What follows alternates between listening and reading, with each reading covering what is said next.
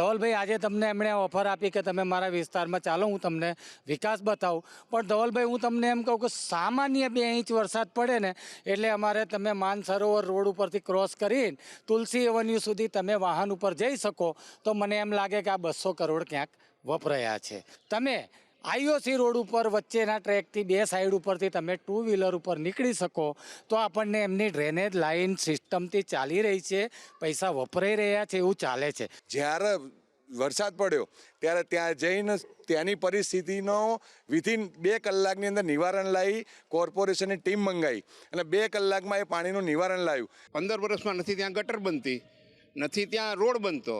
અત્યારે મારી સાથે ચાલો, રોડની પરિસ્થિતિ ત્યાં એટલી ખરાબ છે. ચાંદખેડામાં જો વિકાસ થયો હોય તો ઓર્થોપેડિક ડૉક્ટરોનો, કે ડૉક્ટરો કમાય છે, કોઈ જગ્યા તમે એ વિસ્તાર તમારા વિસ્તારમાંથી જ જાય છે. તમે એકવાર તમે બી નીકળીને જજો, તમને પણ કોઈ પ્રોબ્લેમ નહીં થાય. રોડ અને રસ્તા 20 વર્ષનું શાસન હોવા છતાં સ્મશાનમાં એલપીજીની એક ભઠ્ઠી અપાઈ શક્યા નથી. સાહેબ, શું વિકાસ કરવાના લોકો? 80% બજેટ એમનું સર્કલોમાં વપરાયું છે.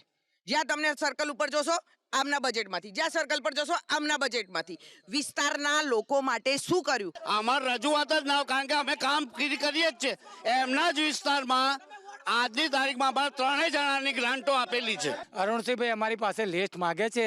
એમણે જેમ બજેટ લઈ આવ્યા ને ફૂટપાથ માટે માનનીય એલપીએસસી જોડે, આખા ગુજરાતનું લિસ્ટ છે ભાઈ, એમાંથી ચાંદખેડાનું શોધી લો.